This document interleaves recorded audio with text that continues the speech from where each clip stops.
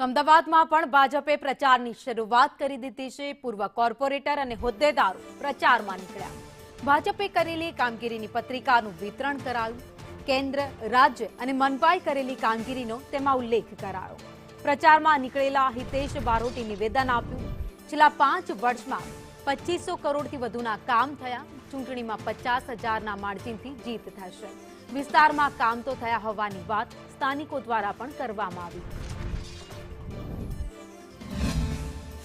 પડઘમ વાગી ચૂક્યા છે ને ભાજપ દ્વારા સત્તાવાર પ્રચારની શરૂઆત છે તે આજથી કરવામાં આવી છે અને ઘર ઘર સંપર્ક જે છે તે કરવામાં આવી રહ્યો છે। ઘરે ઘરે જઈ અને ભાજપ દ્વારા કરવામાં આવેલી કામગીરી છે તેની પત્રિકાઓ છે તે વહેંચવામાં આવી રહી છે। કોર્પોરેશન હોય, કેન્દ્ર સરકાર હોય કે પછી રાજ્ય સરકાર, તેના દ્વારા કઈ પ્રકારની કામગીરી કરવામાં આવી છે તે તમામ બાબતોનો ઉલ્લેખ જે છે તે આ પત્રિકામાં કરવામાં આવ્યો છે।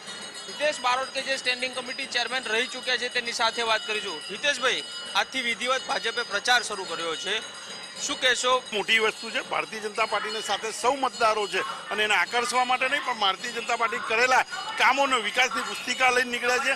થલતેજ વોર્ડની અંદર આશરે 2084 કરોડથી વધારના કામો કર્યા છે। કોઈ ગામ એવું નથી આ વિસ્તારની અંદર 6 થી વધુ ગામ આવે છે। સીટથી જીત્યા હતા। અમારો વીટનો લક્ષ્યાંક 50,000થી વધુનો છે। એક પત્રિકા આપી, શું કહેશો? કામગીરી થઈ છે કે કેમ? સારી કામગીરી ચાલે છે ભાજપની। કામગીરી બહુ ફર્સ્ટ ક્લાસ કરે છે। હજી શું અપેક્ષા?